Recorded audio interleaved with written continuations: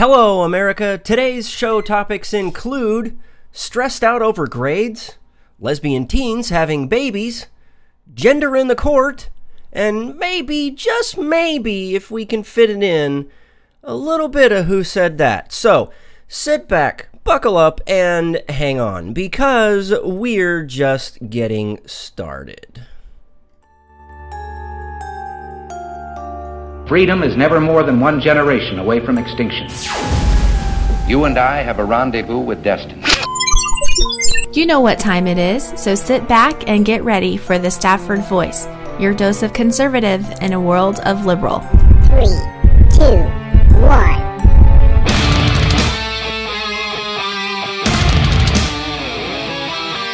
Hey! How the heck are you doing? Hey, I'm your host, Daniel Stafford, and you are listening to the Stafford Voice, where we are conservative in a world of liberal. Now, I've already told you what we're going to talk about. So, join me over on YouTube. Look me up in the chat. We're already getting some people over there in the chat room right now. We got Refill. He's talking about how he's got some honey made s'mores cereal that he's snacking on. He's reminiscing about some Thin Mint cereal that we've talked about here on the show. One of these days we're gonna have like that's what I need to do. What's up, Slick? Woohoo, he's here. Hopefully Tina's with you as well. It wouldn't be a show without you. Oh yeah, more on that later, Jess. Okay. You know, I'll tell you what, let's just get through this here bit, because listen, I want to remind you there are many ways to listen. Or watch, that is. So, set this channel as a favorite, whatever you have to do, so you don't get left behind. Because if for some strange, crazy, stupid reason, bless you, you do miss the show. Sorry, this is filmed before a live studio audience. Refill, I don't know what's so awkward. Slick says Tina's streamcasting on the big screen. Oh my gosh, that's really bad. Okay, I need a haircut. I'm sorry. Anyway, it's been a busy weekend. So yeah, sit tight. There's no need to panic because yeah, hey, I've got you. In the case you aren't already following over on the social medias, you can do so. Look me up on Twitter or Gab at Stafford Voice. Again, either one of those, Twitter or Gab, at Stafford Voice. The nice thing about Gab, I've noticed, is you get a lot more than just 140 characters to say what you want to say. I'm sorry if you have me, oh boy. Slick says I ought to see my hair on the 60-inch screen. It's probably looking really bad. Here, I'll scoot up so you can't really see it all. You're getting me all mixed up. Okay, so yeah, Gab, and I apologize. I'm not so busy over on Gab as I have been on Twitter. Also, you guys know that I'm over on Facebook or Instagram. So, whatever your social site of your choosing is, wherever you're at, just search for the Stafford Voice, and I'm probably there. If not, hit me up on any of the other ones, or you can email me, thestaffordvoice@gmail.com, and I will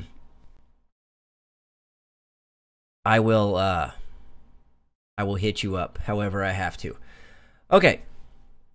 Speaking of which, head over to thestaffordvoice.com and check out some of the new stuff that I've put up over there. I know over the last week and a half, it seems like it's been forever since I got to talk with you guys.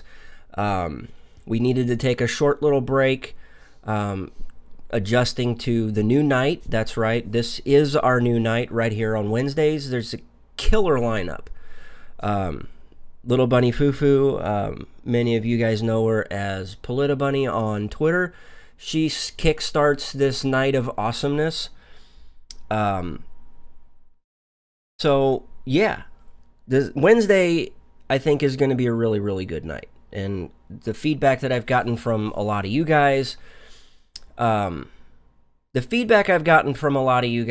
is that you're going to like it as well.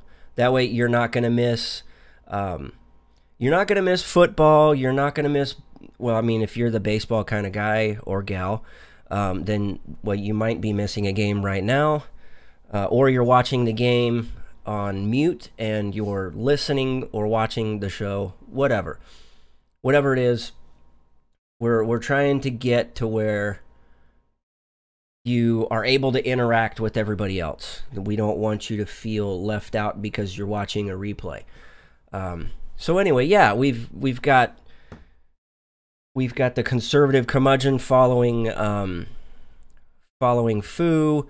Then after that, what do we got? We've got, I think, Jesse's point of view, and then you've got myself, and then, you know, pulling up the rear, you got Rowdy Rick Robinson for America Off the Rails. It's just, Wednesday is just a kick-ass night. That's all I gotta say. I'll let you guys judge. So, let's jump into, let me catch you up real quick. We took a quick break from doing a couple of shows. We were scheduled to do one on Monday. That didn't really work. We had some family stuff that was happening. Then we were going to try and pick it up on Wednesday. We've decided against that because we just needed to do some more planning. And there was some family stuff as well. All of that led up to, that's right, we are now officially grandparents. That's right, those of you that are in the chat room right now. Yes. Apparently some people are butthurt because we get called Oma and Opa. You know who. Oh. Yeah. That's all I'm going to say. So, yeah. No, Refill, we're not covering any of the Google or Netflix stuff at all. As a matter of fact, it seems like lately we've been covering some of the weird, off-the-wall stories that it doesn't seem is getting a lot of traction, but I feel it's worth talking about because these lead to a degeneration of society, and we really need to, we as a society need to get focused. We got to get back on the rails because we have completely gone bat crap crazy in trying to accept accept all these different norms, and unfortunately I'm not covering some of those other things like Trump versus the Norks, or we've got the Google Netflix thing. There are so many other things that we could talk about, and probably rightly so, we should be talking about them. But I think it's necessary that somebody pick up the slack, that is, and cover some of these other stories, these other things that have an equal impact on society. So, without that being said, what's the cap over my left shoulder? It is... Are you talking about this one? Slick? Or not Slick, I'm sorry, Refill. Is this the one you're talking about? That is the Patriot Act. The Patriot Act, it's actually the PAT Act. Let me see if I can get a link. Let me see if I can get a link up. I tried to apply and become one of their brand ambassadors. Because I really like these guys. I really like their products. And I like what they do. There you go. There is where you can pick up a hat. By the way, if you want to pick one up or you pick up a shirt, you know, let them know that you saw it through the Stafford Voice. I'm still waiting to kind of hear back from them, so it is what it is. I'm not really anticipating it actually happening, but whatever. Okay, so that's right. The big reveal. The grandbaby is here, Mr. Gavin Edward Stafford. Let me see. I've got to have... Yeah, here we go. Oh, yeah, that's right. That's right, ladies and gentlemen. Yeah. We've got some of those sound effects. Okay, ladies and gentlemen, calm down. Calm down. It's going to be okay. I'm not just... No, you can't just say that because he is cuter than hell.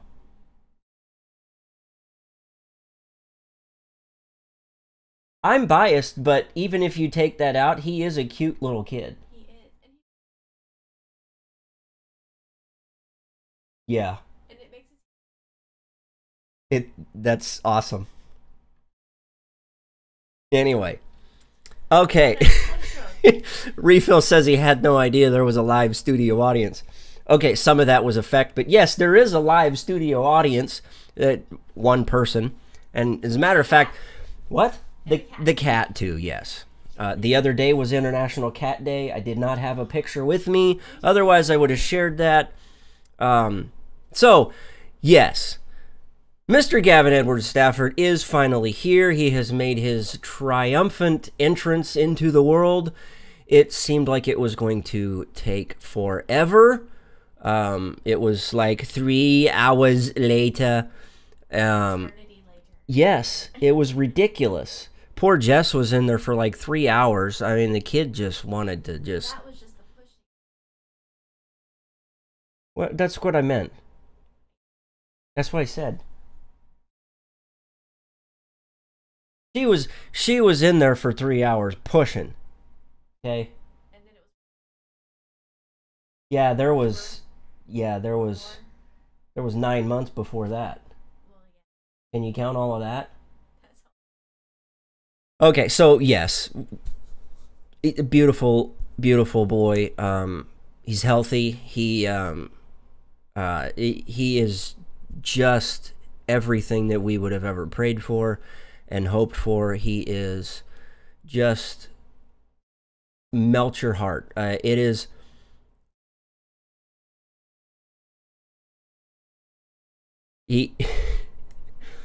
We're never gonna get to the show if you keep going on about Gavin. Hey, at least I didn't.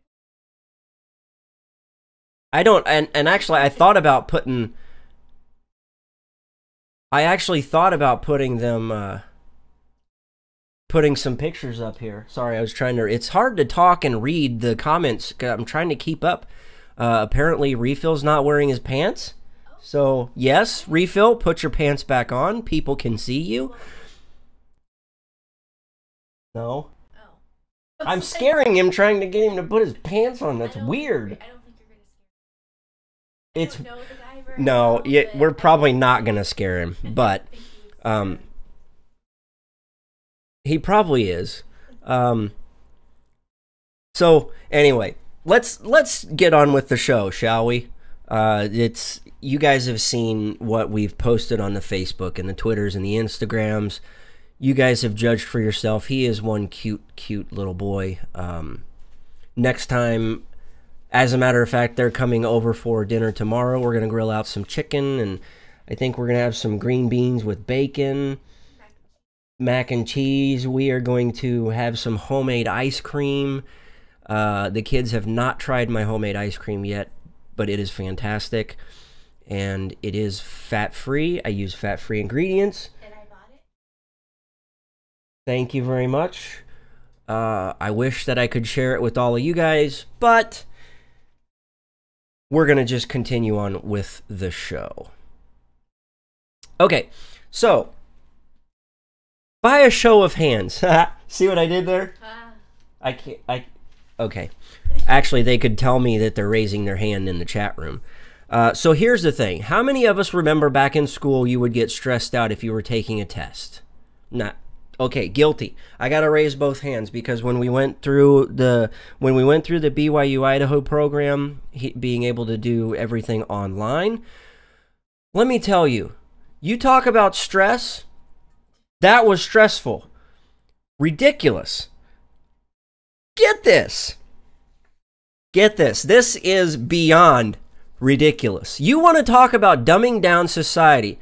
dumbing down the next generation of people. This is why we can't cure cancer. Right here. Because of ignoramus professors like this. You can choose your own grades to reduce your stress.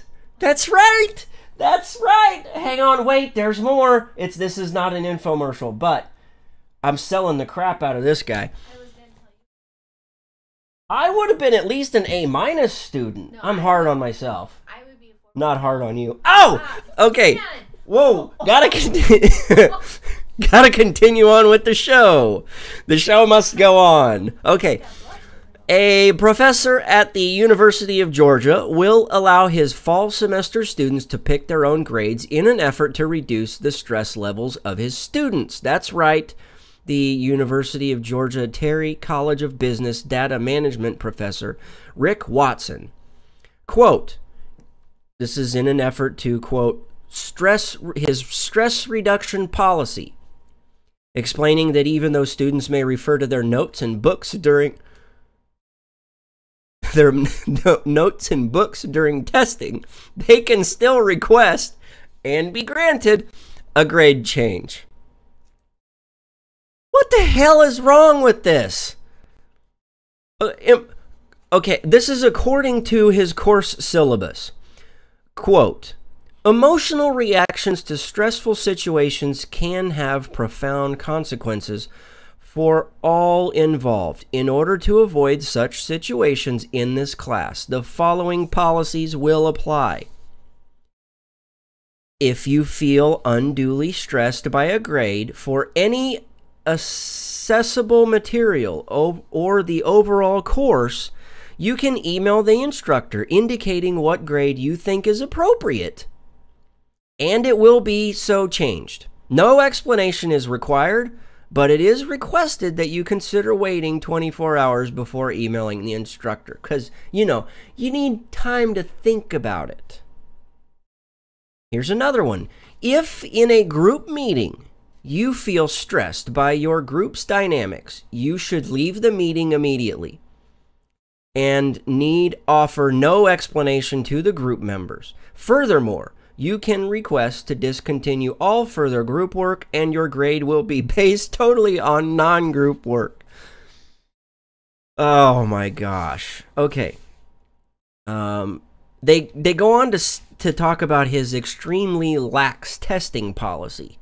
All tests will be open book and open notes, including the use of a laptop. All tests are designed so that the majority of students can finish in half the allotted time, and students are expected to achieve only, quote, low-level mastery of the course material. So, yeah, sure. You don't even have to know the shit, and you can pass the damn class just because, well, you're stressed and your dog ate your homework. But then again, if this was math class, you could just call racism, because, you know, if you go over to the StaffordVoice.com, we have a write-up on that, yes, algebra is now a civics issue. Only, quote, only positive comments about presentations will be given in class. Comments designed to improve future presentations will be communicated by email. So if you suck, they're just going to tell you it was nice, and then they're going to email you and say, hey, it sucked. Now, although Watson said he recognized his style of teaching might not help students achieve a higher understanding of the course material, no shit, Sherlock, he tossed that responsibility back on his students. Yeah, because after all, they're the ones paying for this class. They're paying to be cheated. Let's see. Refill asks, and this is a professor at a major university? Yes. Which university, you ask? The University of Georgia, Terry College of Business Data Management. How the hell does he think he is preparing them for real life? This is asinine. I completely agree. Slick says, stress, these people are nuts. Squirrels have more stress than they do, and squirrels have more nuts than I do. Awkward. The silence for that joke was awkward. I was fully expecting something on that. No? No? Okay. You're not going to play along? Okay. Okay, so he goes on to say, while this policy might hinder the development of group skills and mastery of the class material, ultimately these are your responsibility. I will provide every opportunity for you to gain high-level mastery. Yeah, because, you know, that whole word responsibility is such a big word. It's so big. The concept of taking responsibility for your own actions and being responsible for... Daniel wasn't silent. He was laughing over there. Thanks for that, Jess. Okay. Look. If you're shelling out all the money for higher level education, you would fully expect that the course material is going to be difficult. It's going to stress you out a little bit. In the real world, you don't just get to pull out a piece of paper and say, hey, I'm stressed. You need to stop because I'm going to get emotional right now. And I can't do this. I'm going to have a breakdown. How many breakdowns? Shit, I can remember freaking up till like 10, 11 o'clock at night doing math over back here on the dry erase boards, helping Mrs. TSV over here figure out simple algebra. Okay, you make me so dumb. But it's okay, it's okay. Algebra's racist. But I did. You did cry a lot. I cried inside for you. I felt your pain. But You are. And you learned a little bit more how to figure out the area of a triangle if you were to build of a triangle garden, which was one of the stupidest questions we ever had to answer. Okay. Speaking of one of the stupidest questions I think I've heard, this story actually comes by... Okay. Listen, this one was sent to us. And I really want you guys to know that if you guys send me stuff, I take it into serious consideration. And right before the show, refill and... sorry. I'm trying to remember who it was. I'm sorry. I stink with names. Oh, it was at Dawn's Fire on Twitter. They were talking about how I need to take a look at something. I'm going to look at it. So anyway, because they said it's, what was the term she used? Horribad. It was horribad. So I will be looking at it in the morning. But anyway, this one was sent to me on Twitter. I think it was by DM at Double Chunk. Again, over on the Twitters, he sent me this one.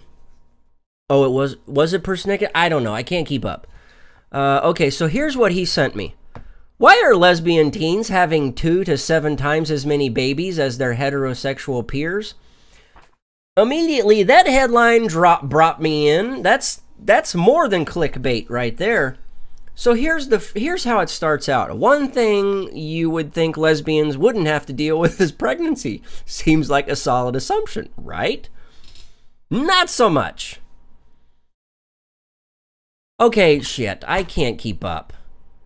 I'm just scrolling through on the Twitter trying to figure it out real quick. Persnickety is Dawn's Fire. Dawn's Fire is persnickety. Got it. Thank you for the clarification. They caught me during the middle of show prep. I was actually trying to read this story right here about lesbians are having 2 to 7 times. Can you get... Seriously, wrap your head around that for just a second. Let me read the headline to you again. Why are lesbian teens having 2 to 7 times as many babies as their heterosexual peers? Seriously, how the hell does a lesbian get pregnant by another lesbian? They can't. Now, don't you go assuming that the male is a man. That's sexist. Negative. Okay, nope, I'm putting a check mark next to your name. Okay, so No, you can take a turkey baster and squirt that shit up there. That's gross. That's gross. We're moving on. We're moving on. It says right here, numerous studies across many nations find that sexual minority youth aged 14 to 19 have pregnancy rates 2 to 7 times greater than their heterosexual peers, and their pregnancy rates continue to rise at a time when the overall teen pregnancy rate is declining in the U.S.? Oh, so in this article, they ask this question, how and why is this happening? He says, after I presented this information to an acquaintance, he said, quote, sorry, Slick, if I didn't say it, either you or Refill was going to, or Nero was going to say it, and he's picking up what we're throwing down. Okay, so quote, that's scientifically impossible. Agreed. But that's only true if you assume that being gay or lesbian is a sexual absolute, the way someone is unchangeably what they are. Unless biology has transformed overnight, it means women who identify as lesbians are having a whole lot of guy sex. No shit. Golly. This is a scientific paper? What the hell? And gay identified youth are having a great deal of girl sex. Okay, so let's continue. Being gay or lesbian is supposed to be absolute and unchangeable, like sex, race, or ethnicity. This pregnancy phenomenon confounds that narrative in a dramatic way, and it can't be ignored. Yeah, I mean, okay, seriously, if you guys saw, who was that posted the seat belts, fasten your seat belts thing? Anyway, Oh, I saw that. you saw that? I did. What was? I don't know. See the picture in my head. Yeah, they were rainbow-colored seat belts, and you know, Two of them did. two. Right? Yeah, that's the same type of situation we're looking at right here. Okay, so could it be that being lesbian or gay is not quite as absolute or fixed as gender theorists want us to believe? Kind of makes you wonder. Sure, lesbians could occasionally veer off their path and get pregnant. Gays could do the same and end up making babies. I mean, they're gay, and they're lesbians. It wouldn't be that surprising. I would think it would be. I mean, if you're choosing to be gay or a lesbian, then whatever. Women, right, and the stupid stories that are going around where the male transgender guy gives birth to baby boy and whatever. We've talked about that here on the show before. Long time ago. I know. Can I continue on? They talk about stuff like this in here. Okay.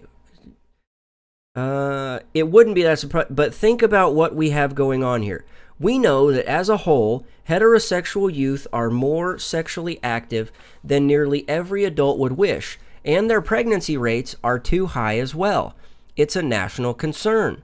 But gays and lesbians have a 2 to 7 times greater rate of pregnancy and double the rate of abortion. That's where these things get sad.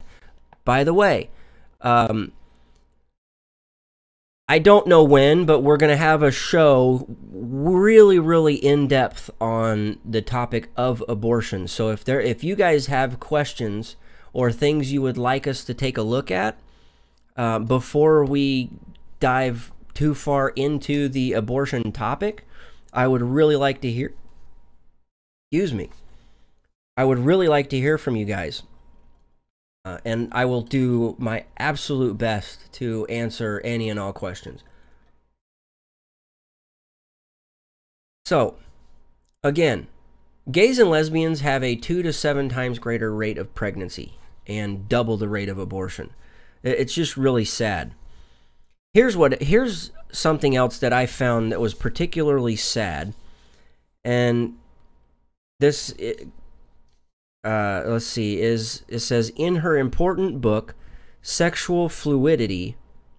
So they're talking. He asks another question.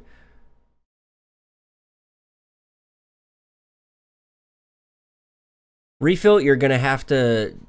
Here's what I'm gonna ask. If you're interested in the topic of abortion, email anything and everything to me. The Stafford Voice at gmail.com. The Stafford Voice at gmail.com.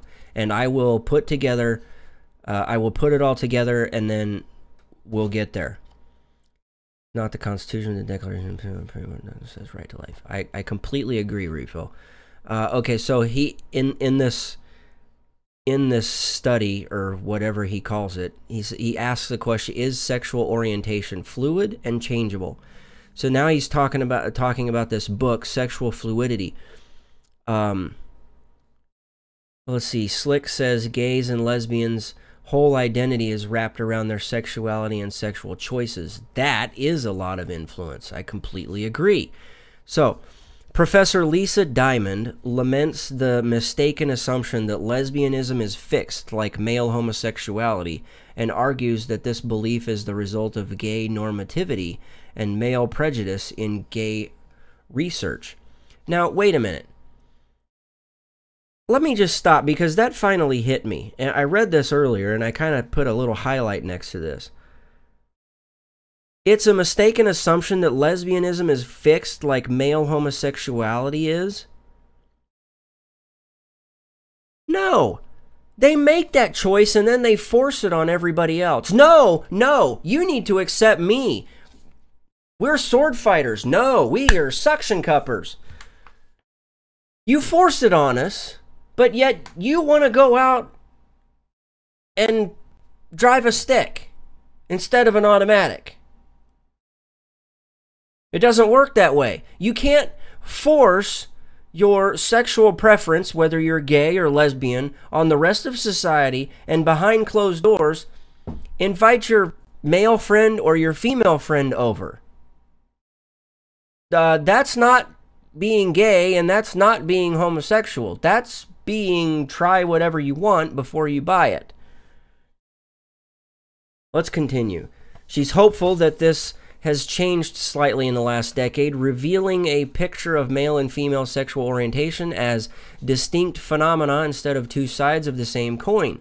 It reveals that one of the fundamental defining features of female sexual orientation is its fluidity, a situation-dependent flexibility in women's sexual responsiveness, making it possible for women to desire either men or women under certain situations, regardless of their general identified sexual orientations.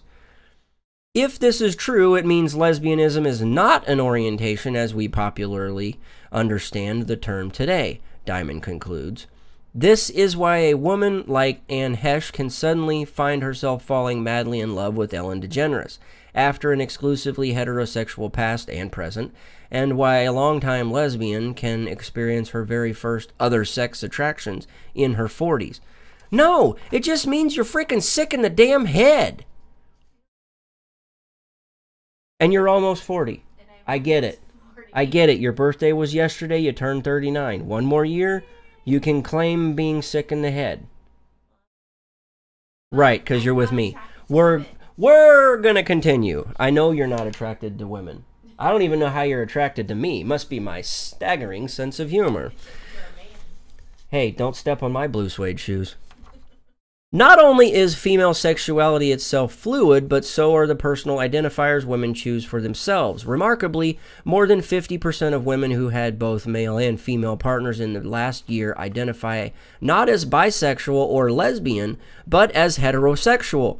11% of women who have known only female sex partners identify as heterosexual, and remarkably, only 19% of women who've ever had sex with another woman consider themselves either lesbian or homosexual. A young woman recently told me that she's a lesbian, but her sexual attraction is to men.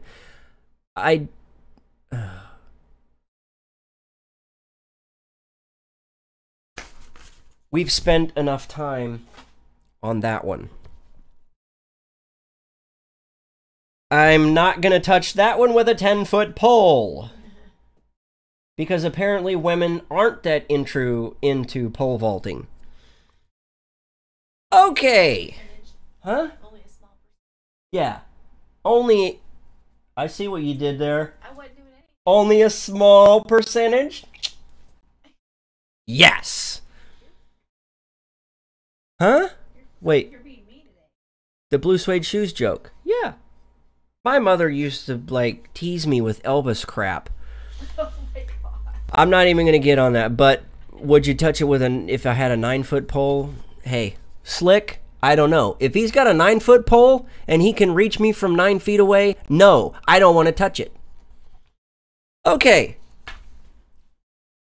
Can we get some order in the court? I mean, gender in the court. That's right. Gender in the court.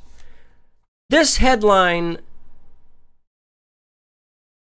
sent my blood pressure through the roof when I saw this. I tucked this one away the other. You see what I did? They saw what I did. I tucked it away. I duct taped that one away. Here's the headline. 8-year-old sues private school over gender identity. That's right. Apparently now minors can go to court. No, they can't, because if you read this, you realize, we'll get to it here in just a second. An 8-year-old student identified as transgender is suing a private school in Orange Country, California, for failing to let the child express a preferred gender identity. I think we just explained everything by saying it was in California.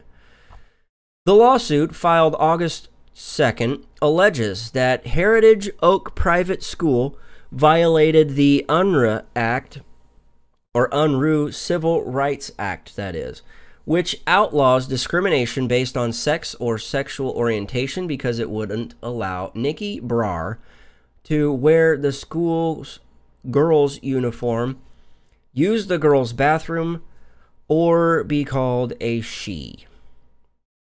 The suit is particularly noteworthy, they state here, because it is the first transgender rights case, if you will, to use a state anti-discrimination law as one of the grounds for relief. That is according to Mark Rosenbaum, director of the Pro Bono Public Counsel Opportunity Under Law.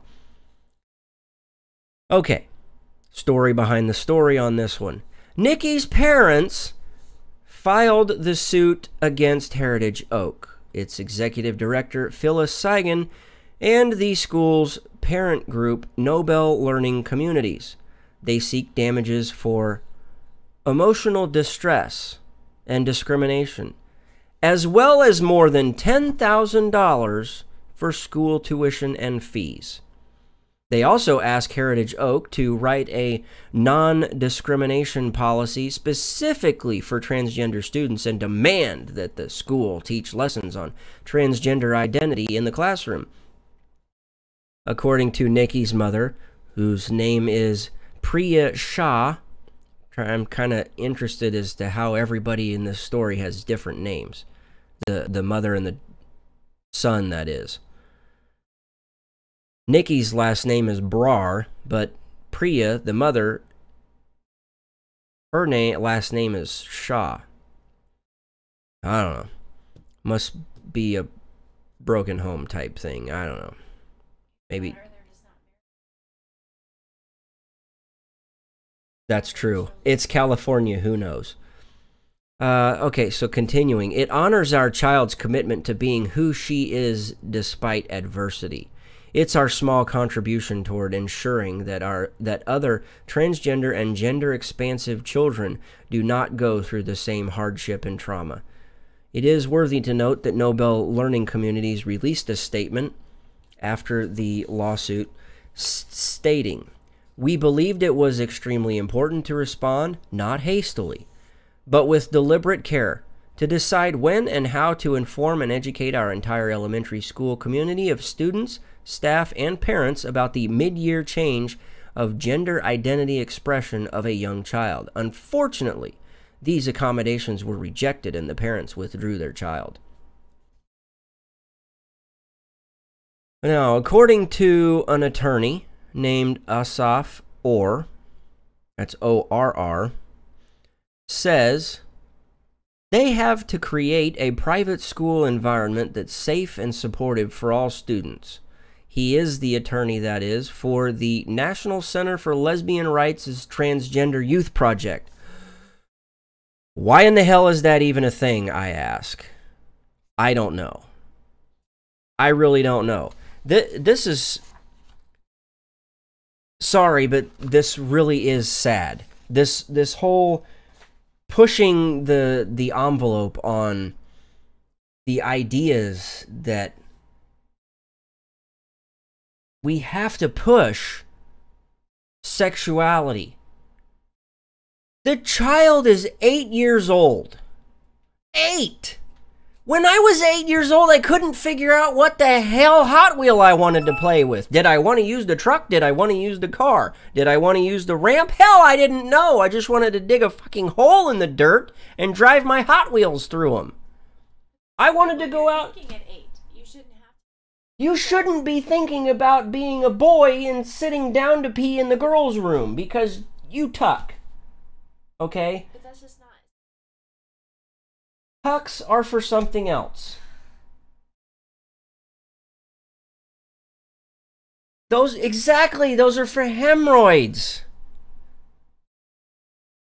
It really concerns me that as a society, we are allowing this. Why are we allowing this? I don't know. And Slick, I'm right there with you. When I was 8 and we would play football out in the middle of the street, we were dodging cars. We weren't dodging boys and girls in the same bathroom. No.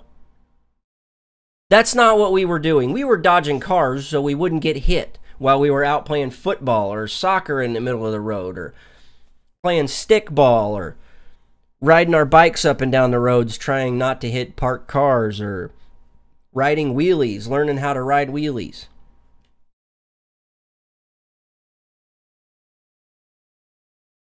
Yes. When the bugs started flying around the lamppost, when they flickered on, it was time to get your ass home. It wasn't time to decide if you were a boy or a girl.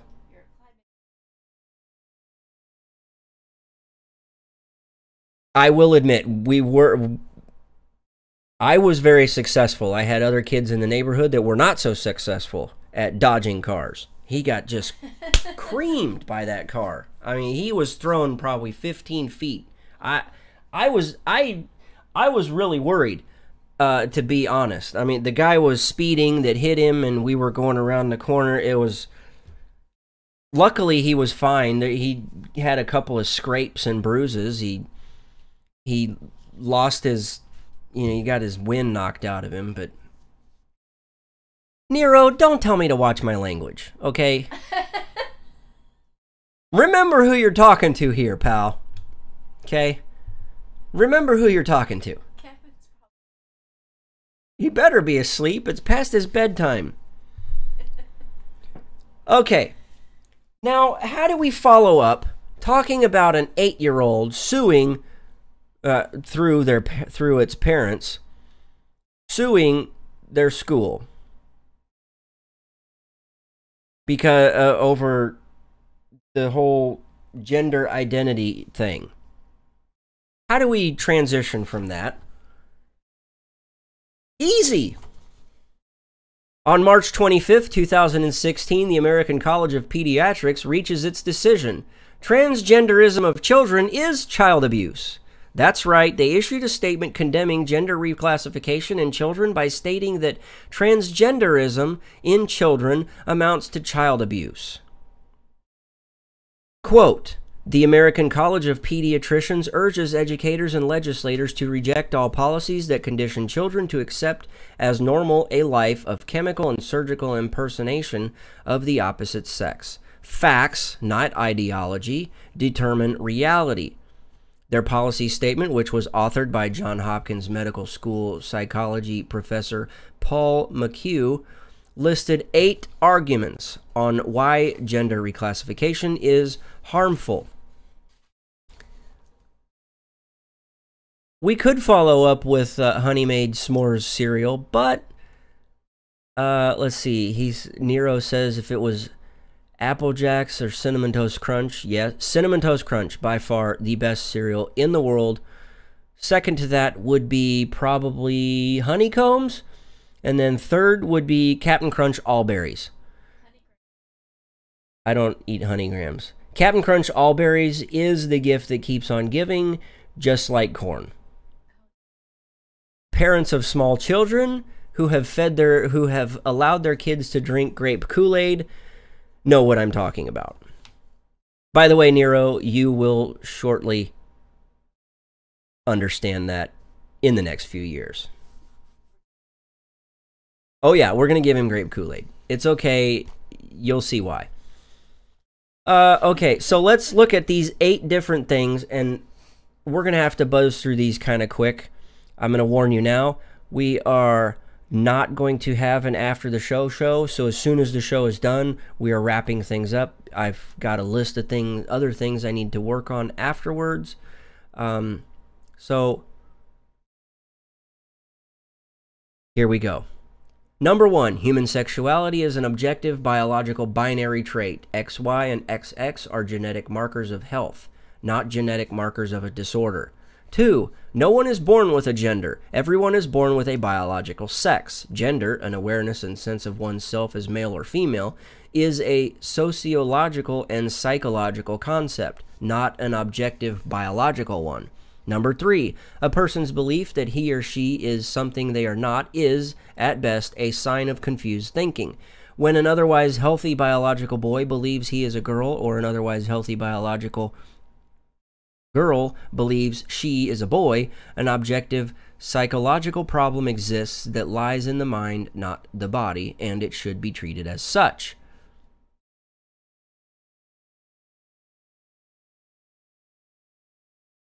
Number 4, sorry, I was looking over at the chat room. Number 4, puberty is not a disease, and puberty-blocking hormones can be dangerous. Reversible or not, puberty-blocking hormones induce a state of disease, the absence of puberty, and inhibit growth and fertility in a previously biologically healthy child. Number 5, according to the DSM-5, as many as 98% of gender-confused boys and 88% of gender-confused girls eventually accept their biological sex after naturally passing through puberty. Number 6, children who use puberty blockers to impersonate the opposite sex will require cross-sex hormones in late adolescence. Cross-sex hormones, testosterone and estrogen, are associated with dangerous health risks, including but not limited to high blood pressure, blood clots, stroke, and cancer. Number 7. Rates of suicide are 20 times greater among adults who use cross-sex hormones and undergo sex reassignment surgery, even in Sweden, which is among the most LGBT-affirming communities, or countries, that is. Last but not least, number 8. Conditioning children into believing a lifetime of chemical and surgical impersonation of the opposite sex is normal and healthful is child abuse. Kudos to the College of Pediatrics that actually put this out. It's nice that they finally came out and put a stance to this. Now, as you could expect, the left went bat crap crazy.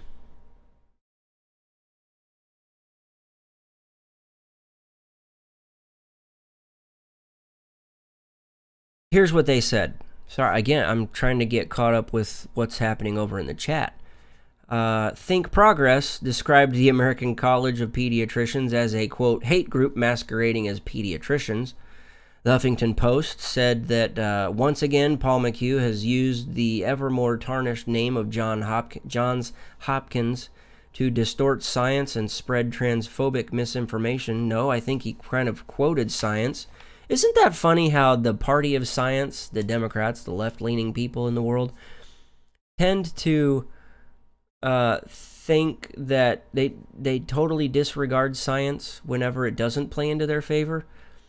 I mean, McHugh, who authored this, says human sexuality is an objective biological binary trait. XY and XX. That's really pointing at science. Science will tell you XY is this and XX is that. You can't argue with it.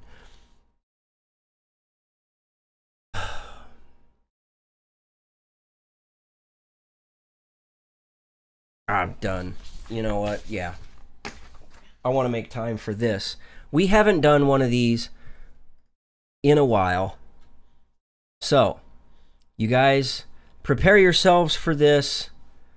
You haven't had one in a while, but it's that time.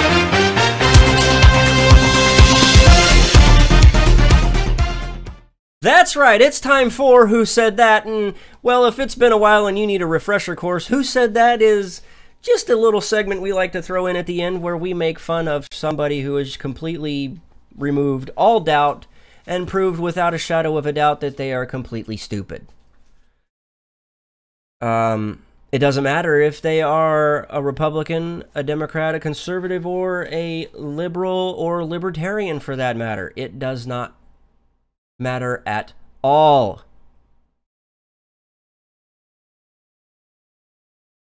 We're not judging, but tonight you'll see on your screen that we're trying to judge whether this is who we're trying to decide if this is who we think it is. Shall we? Oh, you gotta hit play, silly. Organized public policy. Do you think black people should start their own political party? To do what? Should start their own political party. No, not at this point. You've got to show that you're willing and you're able to put the numbers together and exercise your influence. We still are not voting our influence yet. I think what we should do is organize our power, exercise our power, particularly in the Democratic Party, because that's where most of us are. We should go to the conventions. We should be delegates. We should run for office, do all of that, and then you can raise that kind of question, whether or not we're strong enough to talk about organizing another party. Got you. Who do you think will be the Dem? Okay, that's right. I've got to give a round of applause to Slick himself, Mad Max Waters. I like that. Mad Max Waters. Maxine Waters. That's right. That, in an interview with the Breakfast Club, she was asked if there was a possibility that there could be an all-black political party. She answered by saying, no, not at this point. Where are we at on time? I got 20. Holy crap. Oh. And she says, no, not at this point. And then she goes into talking about how you have to put numbers together and exercise your influence. And that they're not even voting their influence. Whatever the hell that means. Voting your influence. I need Mad Max to, like, help me on that one. This just... Listen, she would be one of the first people to get in line and cry racism if somebody tried to create an all-white party, or an all-Mexican party, or an all-Chinese party, or an all-Muslim political party. She would cry racism, that we need to include blacks. Guaranteed. And now she's entertaining the idea that we could one day have an all-black political party. At some point, we've got to realize that as long as we continue to bring up the idea of racism, it will still be here. We need to, like, move forward. As long as people continue to put the car in reverse and go backwards, it's always going to be here. So, Mad Max Waters, you're an idiot. And hat tip to Slick on that one for coming up with calling her Mad Max Waters. I like that. Okay. That sound that we heard just a second ago, that tells us that's all the time we have for this week. God willing, the Stafford Voice will be back next week, right here on Mondays, or not Mondays. Woo! Wake up! Wake up. Wednesday. Oh, I almost forgot. Wednesday. The Stafford Voice will be back next week, live on Wednesday, 9 p.m. Central, 10 p.m. Eastern. Follow me on Twitter or Gab at Stafford Voice. Look me up on Facebook or Instagram by searching for The Stafford Voice. Email your questions, comments, or concerns, love mail, hate mail, whatever, thestaffordvoice@gmail.com. Again, that is thestaffordvoice@gmail.com. I want to thank you so much for your time. You guys are more than friends. You guys are family, and I really hope you start understanding that soon. Until next week, thanks and God bless.